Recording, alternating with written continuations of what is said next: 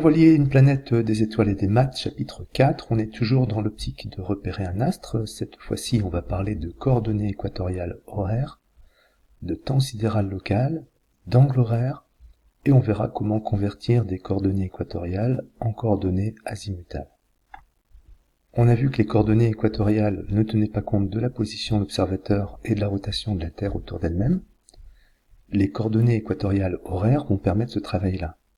On a toujours le méridien de référence qui contient le point vernal. Cette fois-ci, on a ajouté un méridien qui contient l'observateur. On a toujours la déclinaison et l'ascension droite. Le temps sidéral local, c'est un angle, attention, c'est pas un temps, c'est bien un angle. C'est l'angle qui est formé par le méridien local vers le méridien de référence. Il est représenté ici en violet. Et il est compté positivement vers l'ouest, donc dans cet exemple, TSL vaut environ 1 heure. L'angle horaire, représenté ici en vert, c'est l'angle formé par le méridien local vers le méridien de l'astre. Il est compté positivement vers l'ouest, donc ici, cet angle horaire est négatif. Il y a une relation simple entre l'angle horaire, l'ascension droite et le temps sidéral local. L'angle horaire est égal au temps sidéral local moins l'ascension droite. Par exemple ici, eh bien, TSL vaut à peu près 1 heure, l'ascension droite vaut à peu près 6 heures, donc H vaut à peu près 1 moins 6, c'est-à-dire moins 5 heures. C'est bien un nombre négatif. Cependant, on dira plutôt 19 heures que moins 5 heures. Effectivement, si on représente une horloge, ici, moins 5 heures correspond bien à 19 heures sur cette horloge qui est graduée en 24 heures. Donc dans la mesure du possible, on exprimera un angle horaire sous forme d'un nombre positif. Dans cet autre exemple, le temps sidéral local vaut à peu près 6 heures, l'angle alpha vaut à peu près 4 heures, donc l'angle horaire vaut 6 moins 4, ce qui nous fait 2 heures. Le temps sidéral local peut être donné pour le méridien Greenwich. Dans ce cas-là, on l'appelle le GST. C'est l'angle formé par le méridien Greenwich vers le méridien référence. C'est ici l'angle représenté en violet. Il est compté positivement vers l'ouest. Dans cet exemple, donc GST vaut environ moins 2 heures. Ce qui nous donne un angle horaire qui est égal à GST moins alpha, moins 2 heures moins 6 heures d'ascension droite, ça nous fait moins 8 heures. Cet angle horaire correspond à l'angle AHV0 qu'on trouve dans les éphémérides nautiques. AHV0, c'est donc GST moins alpha. Cependant, dans les éphémérides, on trouvera rarement des nombres négatifs. Par exemple pour le GST et par exemple pour AHV0. On trouvera plutôt dans l'éphéméride, au lieu de moins 2 heures, on trouvera un GST de 22 heures. C'est le complément de 2 sur 24. Et ce qui donne à ce moment-là pour l'angle horaire, 22 moins alpha, 22 moins 6, c'est-à-dire 16 heures. C'est bien la même position que moins 8 heures. Moins 8 heures, c'est la même chose que 16 heures. Quand la Terre tourne sur elle-même, le temps sidéral local et l'angle horaire augmentent. Par exemple, comme on le voit dans cette animation. Quand la longitude lambda de l'observateur augmente, on rappelle que le sens positif c'est vers l'est par rapport au méridien de Greenwich. Le temps sidéral local et l'angle horaire augmentent, comme on voit dans cette animation. L'angle horaire augmente donc avec la longitude et avec le temps sidéral local. Dans cette situation particulière, on a le temps sidéral local qui est égal à alpha. Donc H qui est égal à TSL moins alpha est égal à 0. On dit que l'astre passe par le méridien local.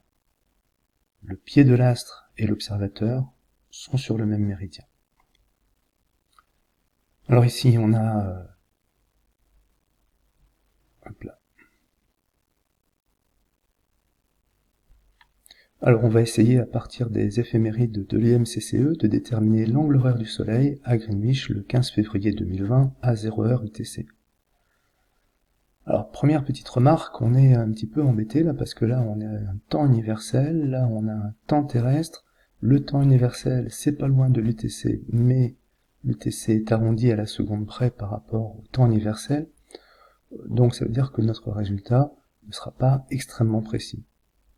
Alors qu'est-ce qu'il faut retenir dans ce tableau? Eh bien le temps sidéral, qu'on a ici, et puis l'ascension droite au 15 février qu'on a ici. Alors le temps sidéral, on va le convertir en degrés, c'est plus facile pour travailler, et puis l'ascension droite, on la convertit aussi en degrés. Reste à tenir compte de la différence d'échelle de date entre le temps terrestre qui est là et l'UTC. Il y a une différence de 69,2 secondes à apporter. Alors, la variation angulaire par seconde est de 0,0417 degrés. Comment on obtient ça? Eh bien, 360 degrés en 24 heures, puis en 60 minutes, puis en 60 secondes, ça nous donne une variation d'angle de ce niveau-là. Donc la variation d'angle, on va l'obtenir en multipliant les 69 secondes par cette variation par seconde, et on va modifier la valeur de alpha en soustrayant cette valeur qui correspond à 69,2 secondes pour obtenir alpha prime, donc dans un temps qui est corrigé, un temps UTC.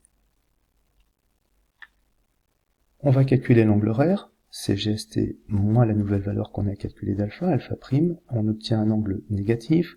On va s'arranger pour avoir un angle horaire positif, pour ça on va chercher le complément sur 360 degrés. C'est la même chose que ce qu'on avait fait tout à l'heure sur 24 heures, et on trouve ici un angle horaire de 176,5580 degrés. L'astre est observé vers l'ouest. Si l'angle horaire avait dépassé 180 degrés, l'astre aurait été observé vers l'est. Alors sur les éphémérides nautiques, on indique pas l'ascension droite, mais directement l'angle horaire du méridien Greenwich, le AHV0. Par exemple ici, au 15 février, il est donné pour 176,4633 degrés. Il y a une petite différence entre ce qu'on obtient sur les éphémérides qui sont là et notre calcul précédent. Cette petite différence est due à notre interprétation du temps universel en UTC. AHV0, c'est l'angle horaire de l'astre vu du méridien Greenwich à 0h UTC. Ici, par exemple, on a un angle horaire V0 qui vaut à peu près 75 degrés. Pour un observateur qui serait toujours situé sur le méridien Greenwich, mais plus à 0h UTC, l'angle horaire devient AHV0 plus une variation d'angle horaire delta AHV0 qu'on obtient en multipliant le temps exprimé en heures par 15 degrés. Par exemple, si ici AHV0 vaut 75 degrés, si T vaut 4 heures, delta HV0 vaut 4 fois 15, 60 degrés. Donc H vaut ici à peu près 135 degrés. Pour un observateur qui ne serait pas situé sur le méridien de Greenwich, mais qui serait à la longitude lambda, à 0h UTC, eh bien H serait égal à AHV0 plus lambda. Ici, par exemple, lambda vaut 105 degrés, AHV0 vaut 75 degrés, et H vaudrait 180 degrés. Donc pour un observateur qui serait à la longitude lambda, à une heure qui serait différente de 0h UTC, finalement l'angle horaire vaut AHV0 plus delta AHV0 qu'on obtient en multipliant le temps en heures par 15 degrés, plus la longitude. Par exemple, ici, lambda vaut 105 degrés, AHV0 75, T vaut 4 heures, et on obtient H égale 75 plus 4 heures fois 15 degrés plus 105, qui fait 240 degrés. Dans cet autre exemple, on voit que H fait à peu près 30 degrés. Lambda, c'est toujours 105 degrés, AHV0, c'est toujours 75 degrés, par contre T est égal à 14 heures. Lorsqu'on applique la formule, on trouve un angle horaire de 390 degrés. Il faut apprécier ce résultat à 360 degrés près et chercher 390 degrés modulo 360, ce qui nous fait 30 degrés. Donc on retrouve bien ici 390 degrés, soit 30 degrés. À partir des éphémérides nautiques, on va essayer de déterminer l'angle horaire du Soleil le 10 février 2020 à 13h50 UTC pour une longitude lambda de 62,36 degrés est. Comment est-ce qu'on va faire? On va repérer pour le 10 février la valeur de AHV0. On la convertit en nombre décimal de degrés, c'est plus facile à utiliser. On va chercher la variation de l'angle horaire à 13h50. 13h50, c'est 13,83 heures. La variation par heure est de 15 degrés, c'est confirmé dans cette colonne-là. On trouve donc une variation AHV0 de 207,45 degrés. Reste à ajouter AHV0 plus delta HV0 avec la longitude pour obtenir notre angle horaire. On trouve ici 446,263 degrés. À apprécier toujours pareil, à 360 degrés près, donc on va prendre le modulo 360 degrés de ce nombre, on obtient 86,26 degrés. Autrement dit, eh bien, cet astre est à 86,26 degrés vers l'ouest. Quand l'astre passe au méridien local, on peut facilement déduire les coordonnées azimutales des coordonnées horaires. Par exemple, ici, dans ce cas, l'astre est au sud. Effectivement, l'observateur est là, l'astre est au sud à l'azimut 180 degrés. On a ici la latitude. Ici, on a l'angle complémentaire sur 90 degrés, ou pi sur 2, si on est en radian. Donc cet angle, il vaut pi sur 2, moins phi. Cet angle, on le retrouve ici. Et ici, on a la déclinaison. Et on voit bien ici que l'angle H, qui correspond à la hauteur, c'est pi sur 2 moins phi plus delta. H est égal à delta plus pi sur 2 moins phi. Dans cet exemple, delta vaut 20 degrés, phi vaut 70, H vaut 20 plus 90 moins 70 égale 40 degrés. Dans cette autre situation, l'astre est au nord, son azimut est à 0 degré. Voici la latitude, phi, elle est négative.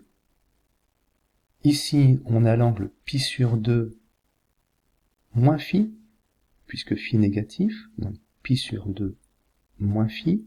Cet angle, on le reporte ici, et on le retrouve ici. On a ici la déclinaison, et on voit bien que la hauteur qui est définie ici, c'est pi sur 2 moins phi, plus delta, cet angle-là, plus cet angle-là.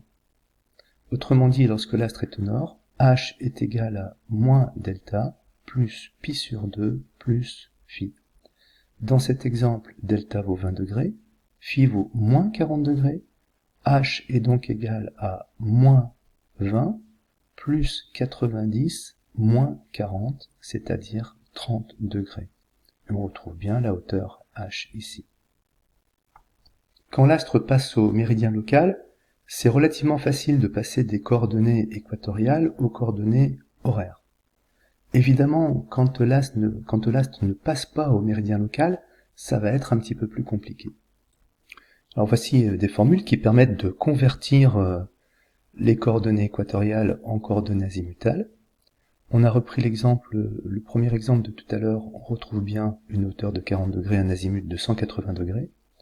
Par contre, si on prend un angle horaire de 45 degrés, on a une hauteur qui est évidemment moindre, et un azimut de 307 degrés, autrement dit un astre au nord-est. Dans cet exemple, on a repris les deuxièmes valeurs de tout à l'heure. On retrouve bien une hauteur de 30 degrés, un azimut de 180 degrés. Et si on prend un angle horaire de 45 degrés, l'hauteur est moindre, 17 degrés, et l'azimut passe à 224 degrés au sud-est. On va essayer de retrouver ensemble cette formule. On a représenté ici un triangle sphérique, dont les trois sommets sont l'observateur, l'astre et le pôle Nord. L'angle au sommet qui se trouve là, on le connaît, c'est l'angle horaire entre le méridien de l'observateur, le méridien de l'astre. Le côté qui se trouve ici, c'est pi sur 2 moins phi. Le côté qui se trouve là, c'est pi sur 2 moins la déclinaison. Reste à déterminer le côté qui se trouve ici. Alors c'est un peu plus compliqué pour déterminer ce côté.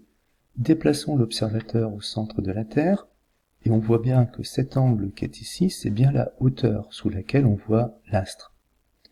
Donc, l'angle qui se trouve là, c'est pi sur 2 moins h.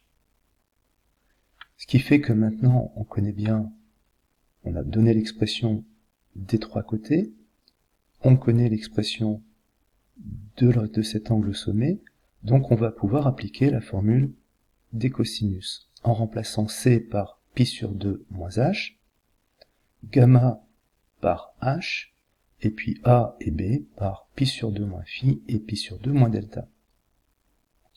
Donc on remplace ces valeurs dans l'expression, et on trouve ici cosinus pi sur 2 moins h. Seulement cosinus pi sur 2 moins h, c'est sinus de h. Et ici, sinus pi sur 2 moins h, c'est cosinus phi. Eh bien, on a retrouvé l'expression de h, qui est l'arcsinus de sinus phi sinus delta, plus cosinus phi cosinus delta cosinus h.